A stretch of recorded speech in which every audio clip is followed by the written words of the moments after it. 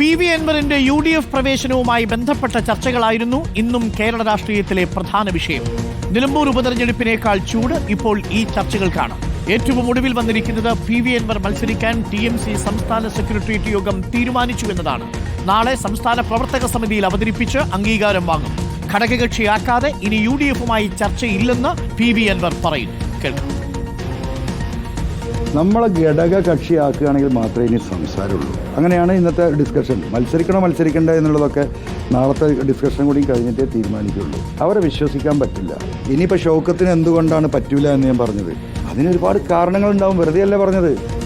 ഷൗക്കത്തും ഞാനും ഈ പറയുന്ന UDFും ഞങ്ങളെല്ലാം കൂടെ ഒരുമിച്ചിരുന്ന് വർക്ക് ചെയ്തിട്ട് ഷൗക്കത്ത് തോറ്റുപോയാൽ ആർക്കതിൻ്റെ ഉത്തരവാദിത്വം? ഈ നിങ്ങൾ പറയല്ലോ ഞാൻ കാലുവാരിയെന്ന്. ജനാധിപത്യത്തിൽ ആർക്കും മത്സരിക്കാൻ അവകാശമുണ്ടെന്നും അൻവർ വെല്ലുവിളിയാകുമെന്ന് തോന്നുന്നില്ലെന്നും രമേശ് ചെന്നിത്തല പ്രതികരിച്ചു. ജനാധിപത്യത്തിൽ ആർക്കും മത്സരിക്കാനുള്ള അവകാശവും അധികാരവും ഉണ്ടല്ലോ. അപ്പൊ അദ്ദേഹം മത്സരിക്കട്ടെ. ഇപ്പം വീണ്ടും മത്സരിക്കായിരുന്നെങ്കിൽ എന്തിനാണ് അദ്ദേഹം രാജിവെച്ചത്? അല്ല, ഞങ്ങൾ ഇപ്പോഴും പറയുന്നുണ്ടല്ലോ, UDF സ്ഥാനാർത്ഥിയെ അദ്ദേഹം പിന്തുണച്ചാൽ അദ്ദേഹത്തെ UDFിലേക്ക് തീർച്ചയായിട്ടും ഞങ്ങൾ സ്വാഗതം ചെയ്യും. അല്ല, സമയമുണ്ടല്ലോ ഏതായാലും. പക്ഷെ ഞാൻ ഇനി ഒരു ചർച്ചയ്ക്ക് എല്ലാം തീരുമാനിച്ചിട്ടുണ്ട്. ഇനിയിപ്പം അദ്ദേഹം ഇത് അംഗീകരിക്കുകയാണെങ്കിൽ 5 മിനിറ്റ് കൊണ്ട് തീരേണ്ട കാര്യമുള്ളൂ. അഷ്കർ അലി കരിമ്പയുണ്ട്. അഷ്കർ അലി കരിമ്പ, കാര്യങ്ങൾ വ്യക്തമാണ്. UDF ക്യാമ്പിലും പി.വി. അൻവറിന്റെ കാര്യത്തിൽ മാത്രമേ ഇനി ആശങ്കയുള്ളൂ. UDF ക്യാമ്പിൽ രമേശ് ചെന്നിത്തല അടക്കം ആരും ഇനി ചർച്ചയ്ക്ക് മുന്നോട്ടില്ല. പി.വി. അൻവർ UDF സ്ഥാനാർത്ഥി അംഗീകരിച്ചാൽ 5 മിനിറ്റ് കൊണ്ട് തീരാവുന്ന പ്രശ്നമെന്നാണ് രമേശ് ചെന്നിത്തല പറയുന്നത്. മറുഭാഗത്ത് പി.വി. അൻവർ മത്സരിക്കണമെന്നാണോ TMCയുടെ സംസ്ഥാന സെക്രട്ടേറിയറ്റ് ഇന്ന് തീരുമാനമെടുത്തിരിക്കുന്നത്? അഷ്കർ അലി കരിമ്പ.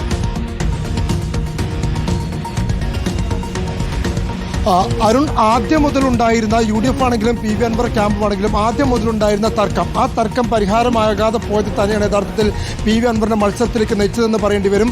അഥവാ പി.വി. അൻവർ സ്ഥാനാർത്ഥിയെ പിന്തുണ ആദ്യം പ്രഖ്യാപിക്കട്ടെ എന്ന് UDF ആദ്യം ഘടകകക്ഷിയായി പ്രഖ്യാപിക്കട്ടെ എന്ന് പി.വി. അൻവർ നിലപാടെടുക്കുകയും രണ്ടുപേരും വിട്ടുവീഴ്ചയില്ലാതെ അതേ സമീപനവുമായി സമവായമില്ലാതെ നീണ്ടുപോയതോടെ ഒടുവിൽ ഇപ്പോൾ പി.വി. അൻവർ മത്സരിക്കാൻ തന്നെ തീരുമാനിച്ചിരിക്കുന്നു എന്നുള്ളതാണ്. ഇന്ന് മഞ്ചേരിയിൽ വെച്ച് ചേർന്ന തൃണമൂലിന്റെ സംസ്ഥാന സെക്രട്ടേറിയറ്റ് യോഗത്തിൽ പി.വി. അൻവർ മത്സരിക്കാൻ ഔദ്യോഗികമായി തീരുമാനമെടുത്തത്. ആദ്യം പാർട്ടിയിൽ തന്നെ മറ്റ് ചിലരെ മത്സരിപ്പിക്കുന്ന കാര്യം പരിശോധിച്ചിരുന്നെങ്കിൽ പോലും ഏറ്റവും അവസാനം പി.വി. അൻവർ തന്നെ സ്ഥാനാർത്ഥിയായി പാർട്ടി യോഗം നിശ്ചയിക്കുകയും ചെയ്തു.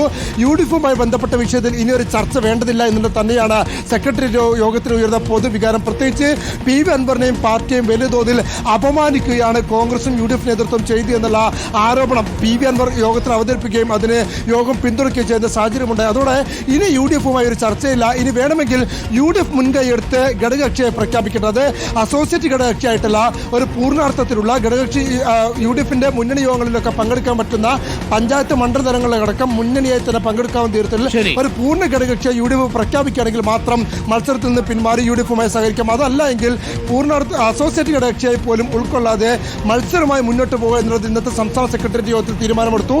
നാളത്തെ സംസ്ഥാന സമിതി യോഗത്തിൽ ഇത് അവതരിപ്പിച്ച് അംഗീകാരം നേടിയെടുക്കുക മാത്രമാണ് ബാക്കി നിൽക്കുന്നത്. കടമ്പ അതിനുശേഷമുള്ള വാർത്താ സമ്മേളനത്തിൽ എല്ലാം വിശദമായി പറയാമെന്നാണ് ഇപ്പോൾ പി.വി. അൻവർ പറഞ്ഞു വെച്ചിരിക്കുന്നത്.